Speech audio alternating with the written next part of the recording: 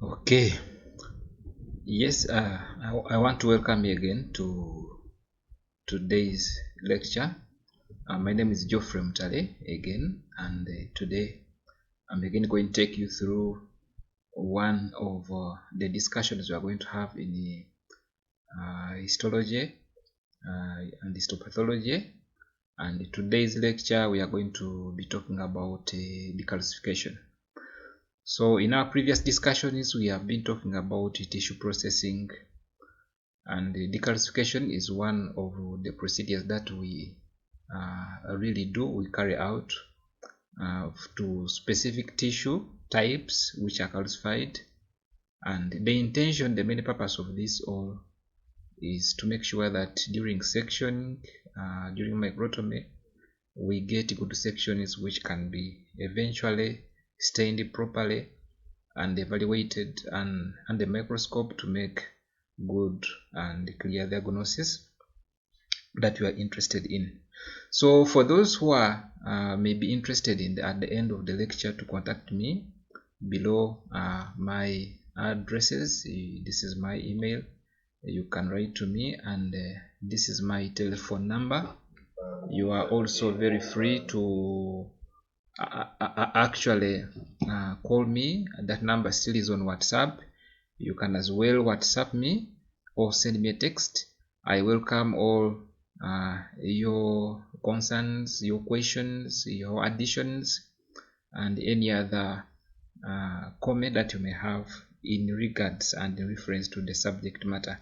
And in this case, in reference to the topic we are going to discuss, this decalcification.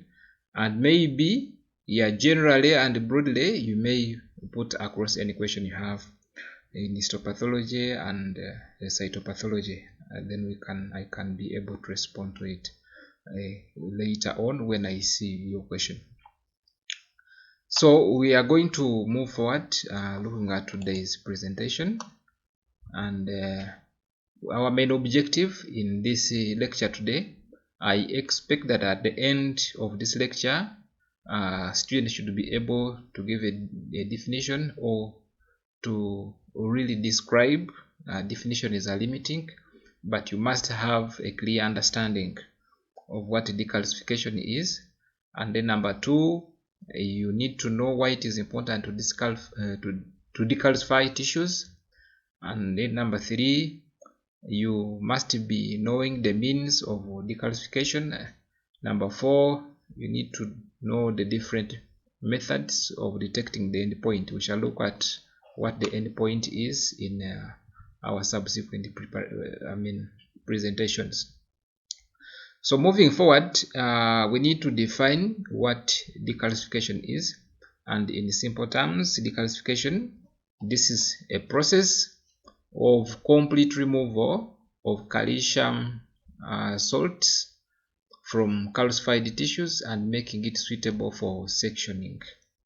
When there is calcium, or when there are calcified tissues, they are hard in nature, and we all understand that during section we need the tissue to be homogeneous enough or to be softened enough so that we can get clear and smooth sections that we can mount on the slide and examine. So when we have these calcium deposits, it makes the tissue very hard, and it may cause either lines during sections. They may break, they tear apart, and again these crystals or deposits, calcium deposits, may again damage the edge of the knife, and all this will not be good during the process of sectioning. So the main purpose of this is to remove the depositions of calcium so that we can make good sections at the end of the day.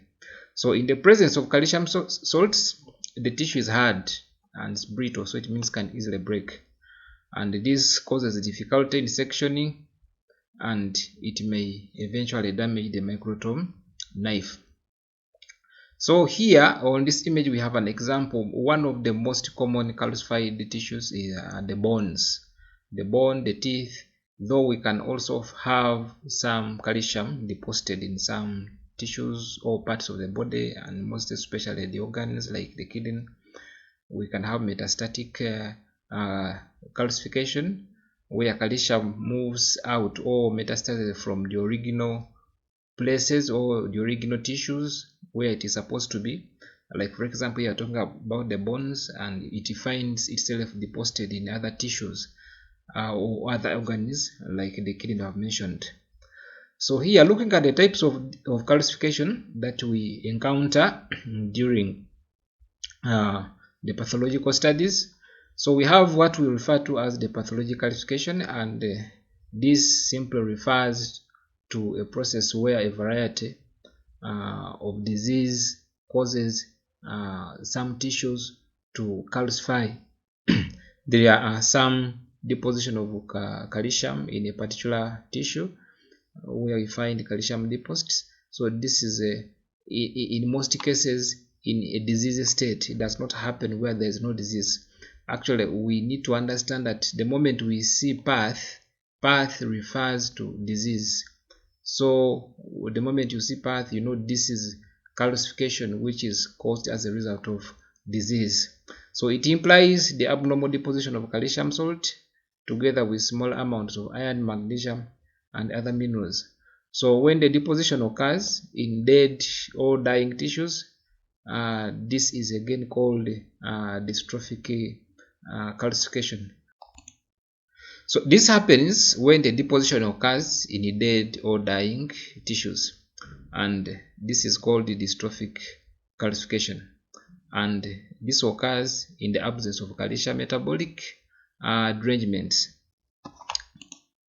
So moving forward, in contrast, the deposition of calcium salt in normal tissue is actually called as metastatic calcification, and this is a scenario where we have calcium being deposited in other parts of the body. When we talk about metastatic, anytime you come across the word metastatic, it means like movement from one place of origin to another place. This is a term which is normally used when we are describing and classifying cancers. When we talk about metastatic cancers, it means these are cancers which have moved from the primary site to other site, secondary sites. Like for example, we talk about metastatic breast cancer. This is the cancer which could have started or which starts from the breast, and we may find it in the lung. So once we find breast cells in the lung, that is metastatic cancer. So under normal circumstances, we do not expect to find calcium salt deposited in other parts of the body, like organs of the body, like the liver and the kidney.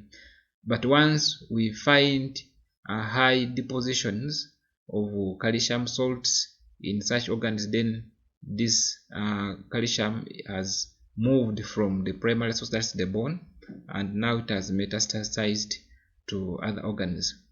And almost always this reflects some derangement in calcium metabolism, a condition we refer as hyperkalemia. This refers to increased levels of calcium in blood, and is named as metastatic calcification, as calcium from the bone is moved out and deposited in distant tissues, like for example, we're talking about the kidneys and then other organs.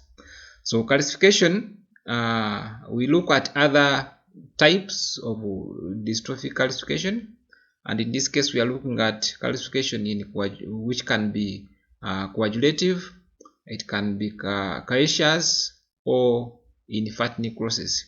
In all these cases, we find the deposits of calcium in those cases. So calcified dead parasites like the cysticercosis. So when you have a parasite infestation, sometimes these parasites can die in the body, and where they die from, they may cause some calcifications. So there is calcium deposition around the dead parasite, like for example, I was mentioning about the cysticercosis. So this is a very good example where we can find calcification and dystrophic calcification. So still we can have calcification in thickened myometrial vessels, like the Mecklenburg cirrhosis, This is also an example where we can find calcification which can be deposited. And then we have calcification in aging or damaged heart valves. When they age, we also may have cases where we have calcium deposits. And then we can have some bodies in some tumors, like for example, this is a very symbolic and very diagnostic. When you see some bodies, it is in most cases found in the papillary carcinoma of the thyroid, and then in the meningioma, and then asbestos bodies in asbestosis of the lung. Also in such cases we find calcium deposits, meaning we, in cases of hyperthyroidism, we have increased secretion of parathyroid hormone, which leads to bone resorption. And when there is bone resorption, it means a lot of calcium which would actually have been in the bone is going to end up being left to move into other parts of the body. So in cases of vitamin D intoxication or hypervitaminosis, we may have cases of metastatic calcification. And other causes may not be actually known, so we may also have idiopathic hyperkalemia, most especially in infants.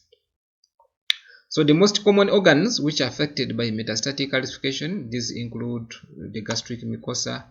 This is around the intestines, the linings there may be calcified.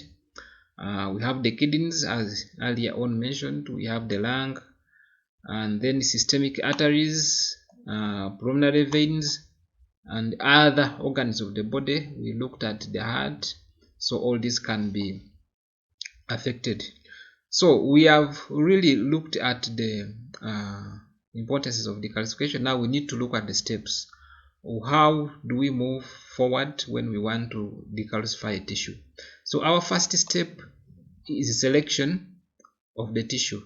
So this is the very first step that we need to consider when we are going to do tissue decalcification. We need to identify and select the tissue that we are going to decalcify.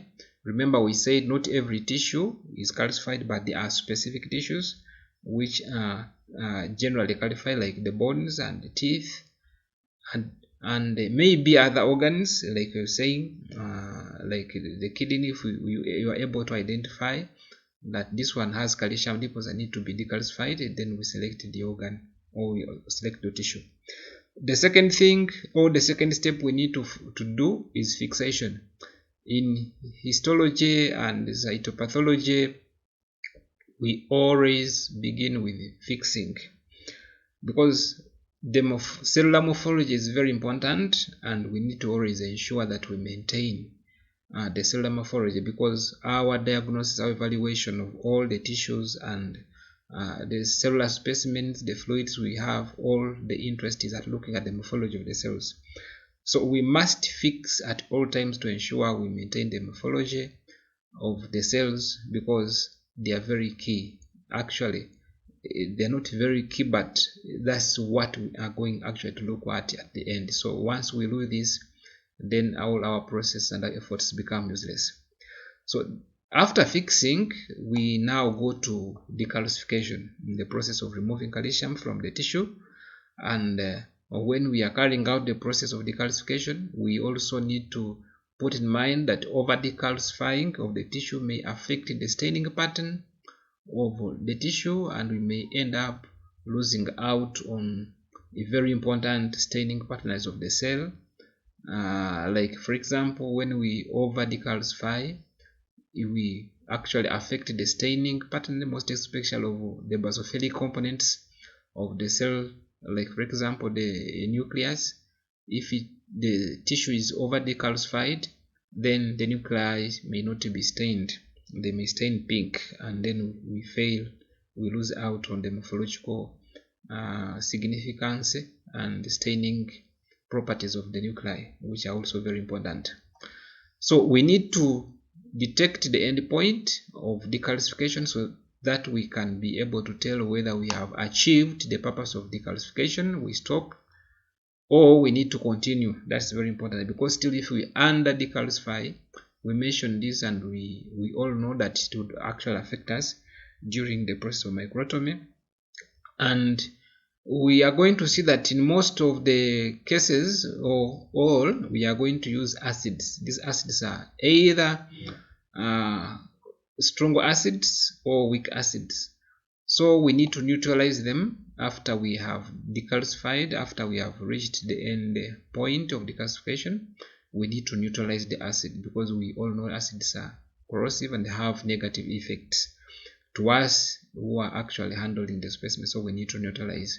And then lastly, the last process we need to we get involved into is washing out the decalcifier from the tissue. We need to wash out completely, because if we don't wash out these chemicals we have used to decalcify and maybe to neutralize, may affect the stains we are going to use when we are staining, and they may eventually affect the staining pattern of the tissue. So we looked at number one, which was selection of the tissue.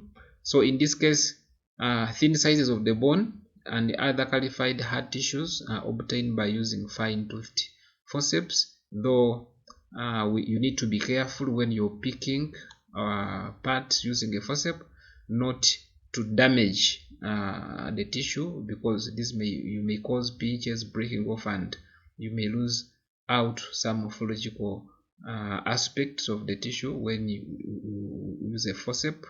So you need to use it with a lot of care, so not damage the tissue. You need to be soft. Or you remember, we are handling hard tissue like bones, so we employ the hacksaw blade, and this also can be used to obtain at least small tissues of between 4 to 5 millimeters, and this we need to get small enough so that our decalcifying agents can easily penetrate the tissue and remove the entire remove all the calcium which is actually in the tissue. Remember, we looked at the factors which affect decalcification, and one of them was size. So here we need to put in consideration of the size of the tissue we are going to decalcify, and in this case it has to be small enough. So 4 to 5 millimeters is very important. So all this is done at the stage of grossing. At the grossing room, this is where we cut off these smaller pieces, and then we put them in the adequate containers we are going to do the decalcification from. The next step is fixation. You remember we said fixing is very important. Actually, when you do not fix the tissue, one of the uses of fixation is that it prepares the tissue for other hard and harsh conditions that it may encounter during tissue processing. So it prepares the tissue to be ready to encounter other harsh conditions.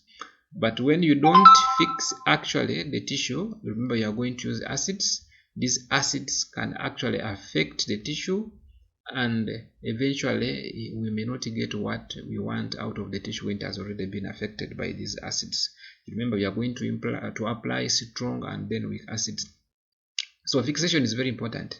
So adequate fixation should be done before decalcification, otherwise tissue will be damaged in acid decalcifications. So bony tissue is fixed in 10%, not only bone, but this is the preferred percentage of the fixative, and this is the buffered neutral formalin, for about 2 to 4 days, depending on the type of tissue you have, and then depending on the size. So the nature of the tissue is very important, determining how long. We discussed this in our previous presentations, most especially about fixation. To those who missed and are seeing this for the first time, I encourage you to look out for the videos about fixation, and then you go watch it. You'll have this information clear. So for bone marrow, Zenka's formalin is actually preferred because it will preserve the cells very well.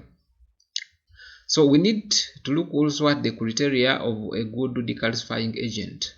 So there are different types of decalcifying agents, as we shall see as we read further, but then we need to look at some criteria that we have to consider when we are making choices of which decalcifying agent we are actually going to employ during our process. So one of the criteria that we need to really consider so much is that this decalcifying agent should have the ability to completely remove all the calcium ions from the tissue, because when it does partial decalcification, then we shall have trouble during sections. So we need to look at a decalcifying agent which can completely remove the calcium. And then number two, it should actually cause minimal tissue damage, because when it damages the tissue, then it is affecting us at the end. So we must look at a decalcifying agent which will cause less damage to the tissue. Number three, it shouldn't interfere with the staining reaction, because subsequently we have to stain and we need to see the staining pattern of the different aspects of the cell, the different features in the cell, because these are very important. Staining pattern is very important in histology and cytopathology. Those are very key. It is very key actually. We stain because this stain will stain different parts of the cell differently, and we need to look at them and help us to make the different diagnoses that we need to make. So it should actually also carry out the decalcification at a reasonable speed, because you remember we are carrying out all these processes having in mind that at the end of it all we need to produce results for the patient.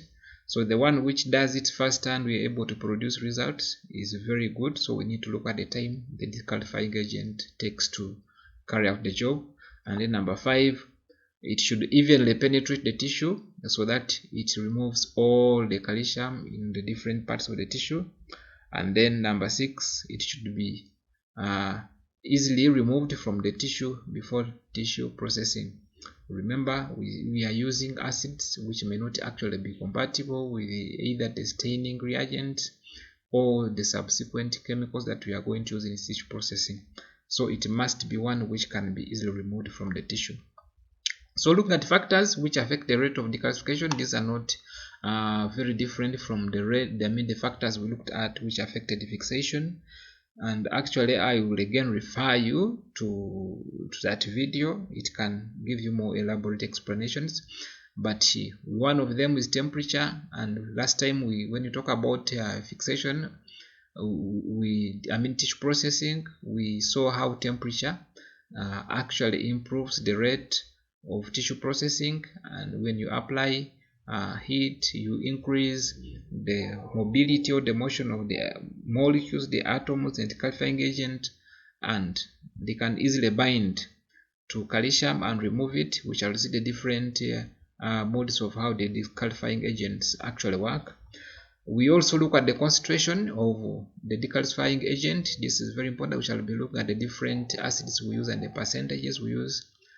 We look at the volume of the decalcifying agent. At least the volume should be enough. Don't put something very little and you think it can be able to do the decalcification. At least the volume should be at least 15 to 20% more than the size of the tissue we are actually processing. Agitation is very important. Suspension, at least if the tissue is to be completely decalcified, it has to be suspended in the decalcifying media compared to when it's lying at the bottom of the container and one face is not actually receiving enough of the decalcifying agent. So suspension is very important. And again, we look at the type of the tissue we are processing, the size of the specimen, the age of the bone. Yes, if you are decalcifying the tissue, maybe the bone of an 8-year-old man, it may not be as hard as that of a 1-year-old boy. So the age of the bone also is a key factor that we need to look at. And then 9, we look at the method of decalcification used. We shall see the different methods of decalcification later on in our slides which are coming ahead. So methods of decalcification.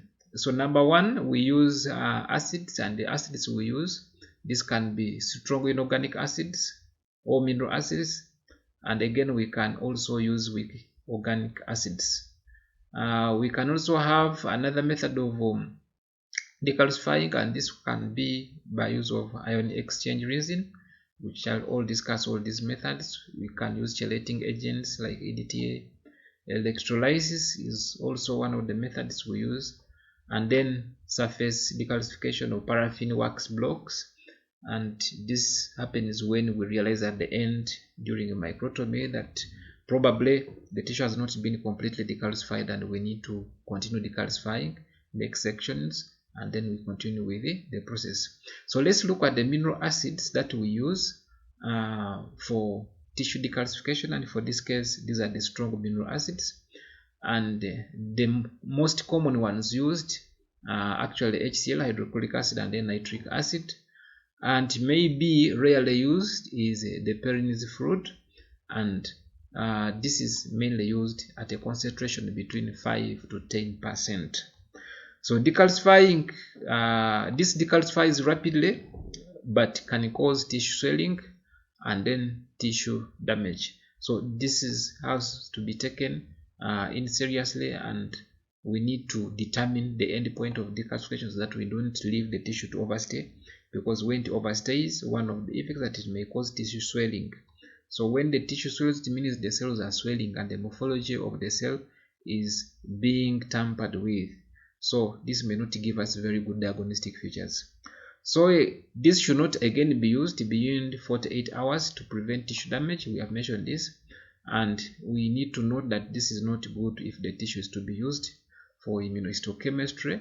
I don't know if you have covered the immunohistochemistry, but if you haven't, you can still look out for the video about immunohistochemistry and you understand what it is. But actually these are also studies which are done on tissues, and looking at this term immunohistochemistry, it can be divided. So when we look at immuno, this is something to do with antibody, antigen, and then histo, this is to do with the tissue, and then chemistry, this reaction. So this is examination where the tissue is stained and subjected to the antigen antibody reaction, which are going to be detected by the chemical reaction of these antibodies and will form some colors which will be seen under the microscope.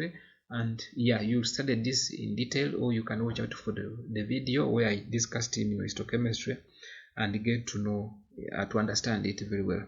So this is normally used on large bone specimens which need probably strong acids to be able to penetrate them so well.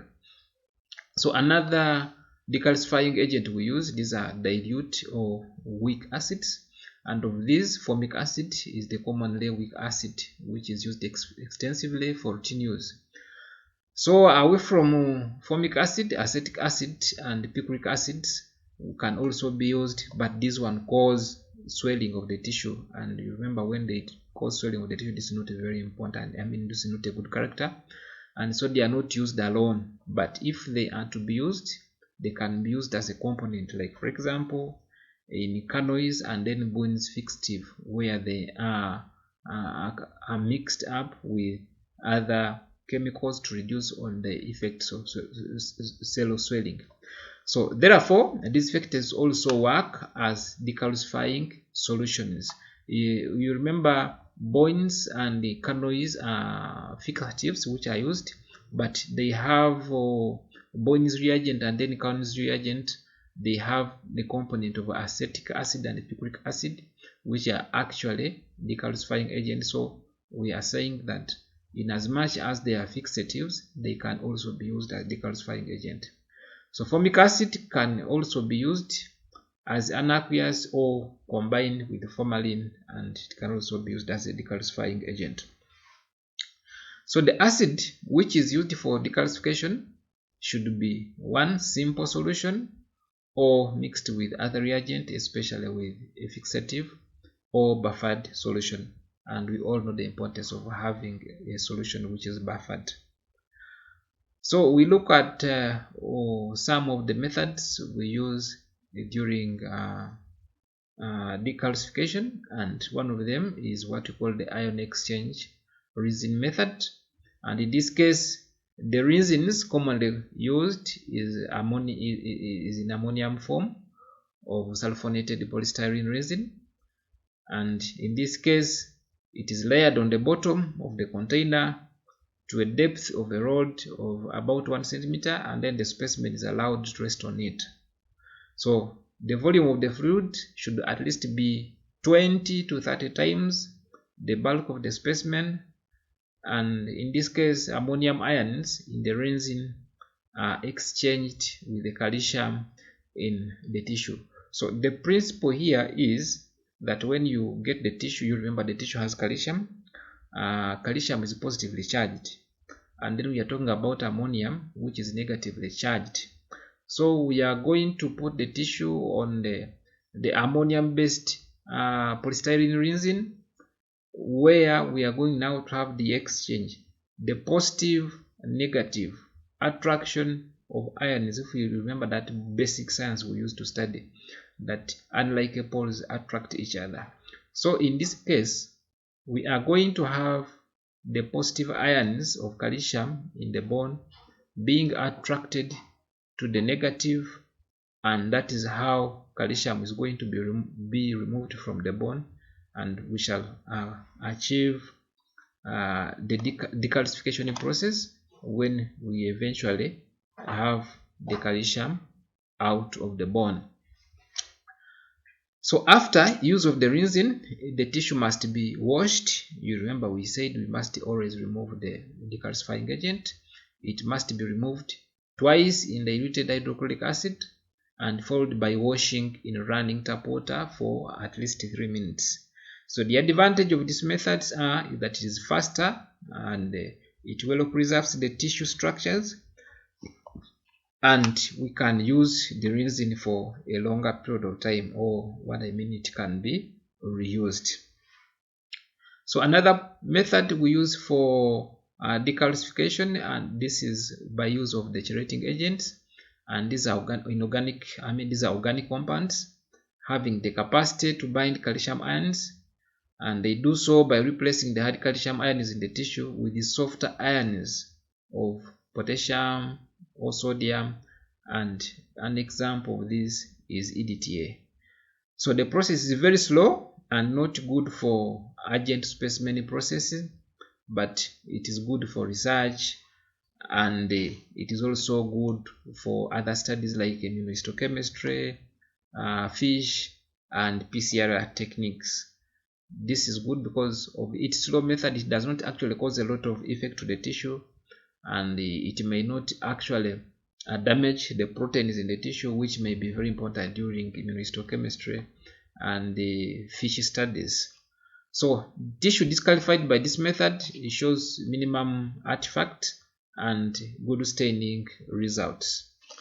And another method we have is a method we call electrolysis, and in this case the tissue is placed in an electrophoric tank containing 2 electrodes and electrolyte solution. So equal parts of 8% hydrochloric acid and 10% formic acid is actually what we use as an electrolyte. So the sample is then attached to the anode, and calcium ions move from tissue to the cathode. If still we remember our basic science of the unlike poles attract each other. So in this case we have the anode. If you remember, that's basic science in our physics in high school. So we are going now to have the tissue with the positive calcium ions, which is placed at the anode, and then we shall have the calcium ions being attracted towards the cathode, which is negatively charged, and so our tissue will be decalcified. So this is an example of an electrophoretic tank which is connected to an electric current, and we have the anode here, and then we have the specimen. If I can get possibly a point, and then we look at so this is what I'm saying. This is the anode which is attached to the positive conduct, and we have our tissue which is also placed here at the positive point in the electrophoric tank, and this is the anode. So what is going to happen here is that the calcium ions, which are positively charged, will be moving from the cathode or from the tissue which is attached to the positive going towards the negative. They will be attracted to the negative cathode, and eventually it will be decalcified. So our other method is what we call surface decalcification, and just like I mentioned before, this technique is always used when we later realize that we did not actually achieve complete decalcification, and most especially this one is realized during sectioning.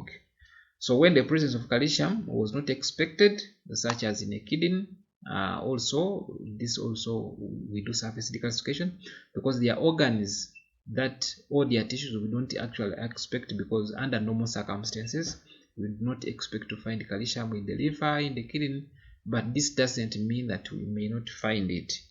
Like we mentioned before, we can have what we call dystrophic calcification, or we can have metastatic calcification. So in such cases, like when we have metastatic calcification or dystrophic one, or pathologic calcification, for this case, like we find it in the kidney, lung, or the prostate, or in the skin tissue, and it is revealed during trimming of the paraffin embedded tissue, then in this case we can do surface decalcification prior to continuing with microtomy, because when we don't do this, then we shall not get good sections. So this also can be done to bone that has already been decalcified and may need more time in the decalcifying solution, and surface decal may also be employed. So how do we do this? When you are actually sectioning and you realize that the tissue is not properly sectioned, you'll have to unmount it from the junk of the microtomy, and then the exposed tissue is going to be actually put face down in either face down on a soaked it is preferred that you, instead of inserting the entire block in the discalcifying agent, that won't be something good. So what we do, you get cotton, you get gauze, or you moisten something that you can use at that particular moment, but gauze and cotton can be very important at that time. You moisten it with the decalcifying agent, and then you place your tissue block or face down from the exposed part of the block to face the decalcifier in that you have soaked on cotton, and then you leave it for at least 30 to 60 minutes under moist conditions. Don't drop the block, the tissue block, into the decalcifier. No, we only want to decalcify the surface of the exposed tissue. That's why we are actually using the moistened part of either wool, cotton wool, or gauze, and then we put the block face down so that we have the surface of the block decalcified, because the intention is that we allow the discalcifier to penetrate just a few millimeters of the block, which is going to enable us to make a few sections that we are going to mount. So how do we go about it? Yeah, we say we first the tissue block to expose the entire tissue if possible, and this should be, and then place the tissue block in a preferred decalcifier, typically hydrochloric acid, for about 30 to 60 minutes. You rinse the block in water and then blow to dry. Place it on ice. This is very important because you cannot section very warm blocks, as the sections will eventually break. And number 5, you continue sectioning as usual, but you keep in mind that only a few millimeters have been decalcified, and you only need to make a few layers of, don't go deeper. So deeper sections may not need to be decalcified at this point, because we need just a few to continue with our process. So how do the troubleshooting when we have challenges? So in this case, there are 3 major problems that we encounter during decalcification, and these include the bone dust, over decalcification when we don't determine the endpoint of decalcification, and then under decalcification.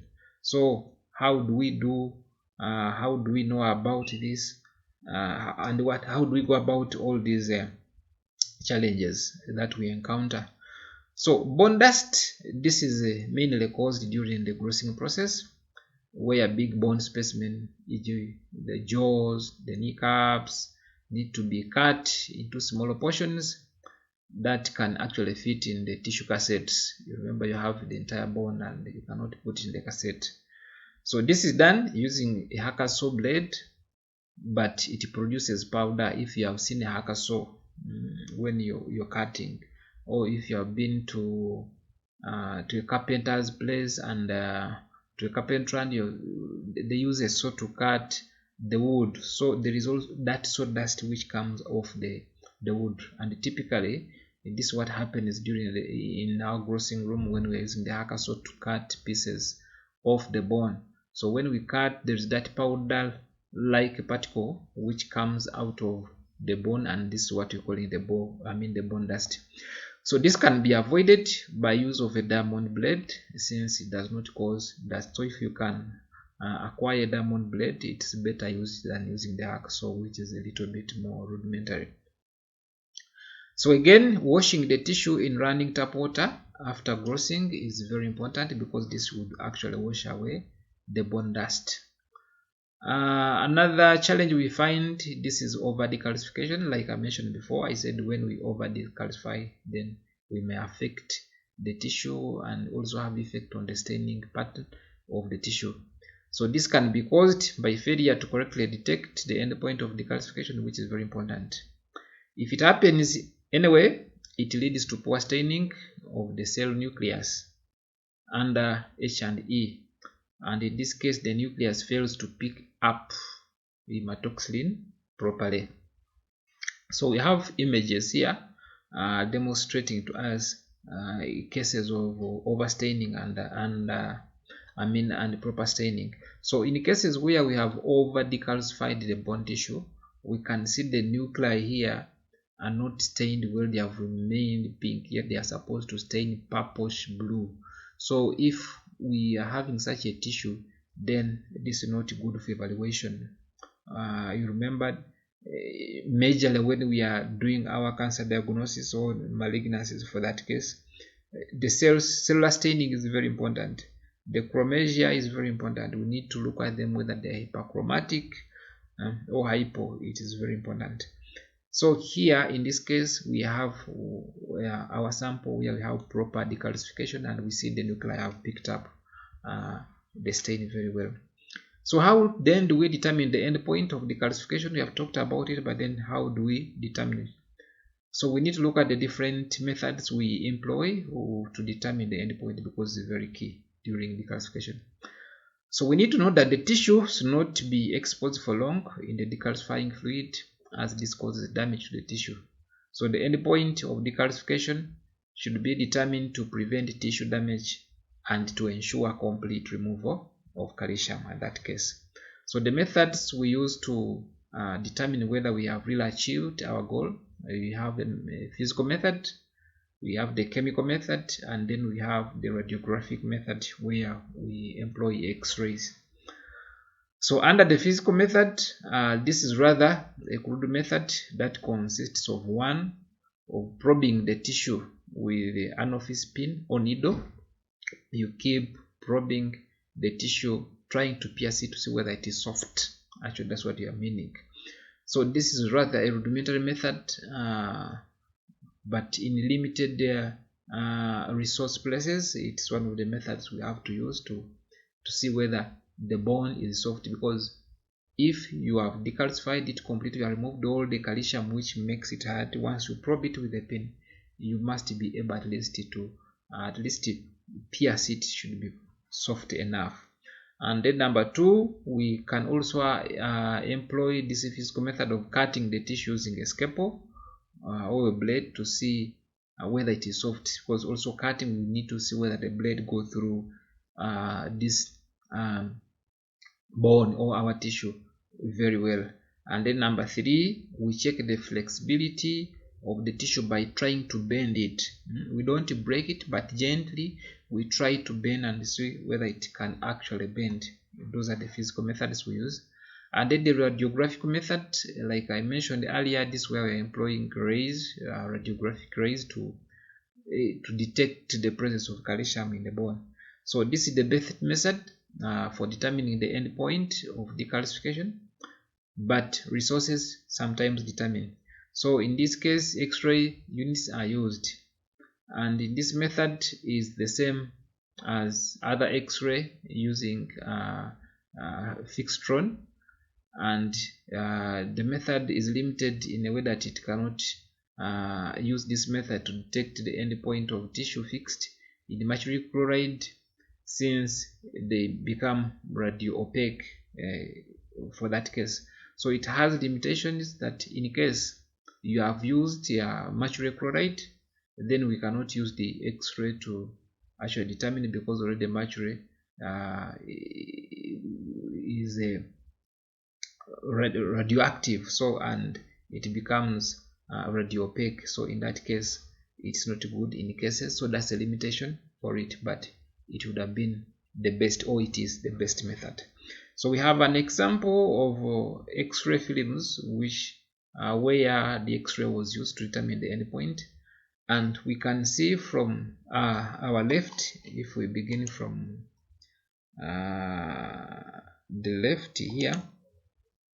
So this is our tissue at time 0. It has not yet been decalcified, and this is the X-ray film.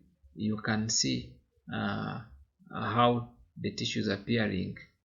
It is very opaque for that case. So after 24 hours, you see the calcium is getting reduced and is becoming less opaque for that case. After 96 hours, the calcium was reduces, and then after 144 hours for that case, depending on the nature of tissue you are actually decalcifying. These are just examples of how the images look. So another method we employ, this is the chemical method, and this is the one which is routinely used and as a method of choice, and it's done as follows.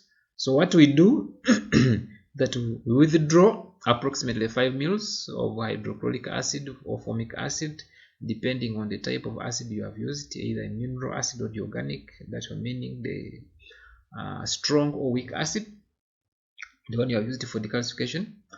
So you have to pick approximately 5 ml of the solution from under the specimen, and then place it in a specimen, or in a test tube.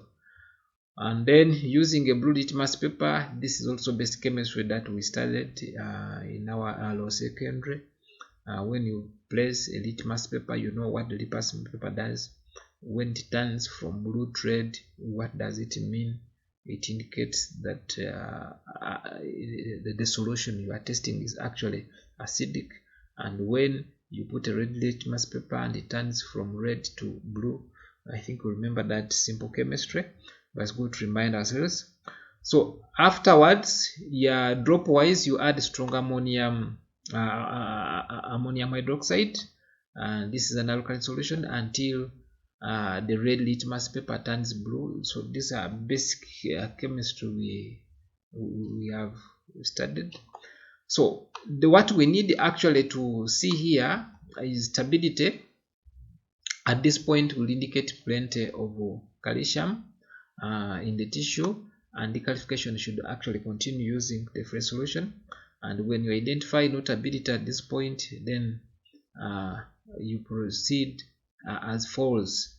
So in this case, it means decalcification has been achieved, so you proceed. So how you proceed, you add 5 ml of ammonium oxalate, mix well and leave to stand for 30 minutes, and then the decalcification is complete when you find no precipitate which is observed after 30 minutes. So our last step, or our second last step, is neutralization of the acid. You know, we have used the acid, the strong and the weak acids, to do the decalcification, and now we need to remove the acid. So after decalcification, the tissue should be neutralized. To remove the acid decalcifying solution by treating it with an alkali solution, at least for an overnight. So the preferred neutralizing solution is 5% lithium carbonate or 5% sodium sulfate, which can be used for neutralization. So washing the tissue in running tap water for several hours can also be used to remove the acid.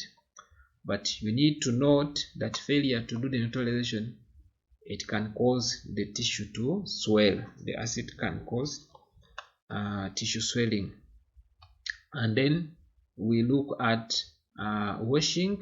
This is also very important. You remember we have used now sodium sulfate, so we need also to wash off the neutralizing agent. So washing is necessary to remove off the alkaline solution which is used during neutralization. If we don't do this, this may affect our staining pattern. So the alkaline solution is removed to prevent its interference with staining. So washing can be done overnight in water or in 70% alcohol for 3 to 5 hours for that case. So coming to the conclusion, we look at the summary of what we have covered in this lecture so far. So 1, decalcification is intended to completely remove calcium from the tissue, and the purpose is to ease the process of sectioning. Number 2, the tissue shouldn't be over or under decalcified, because this would have effects on the staining pattern of the tissue and then on the process of sectioning. And then number 3, the tissue must be fixed before decalcification, because if we don't actually fix the tissue, the acids which are going to be used for decalcification may eventually damage the tissue.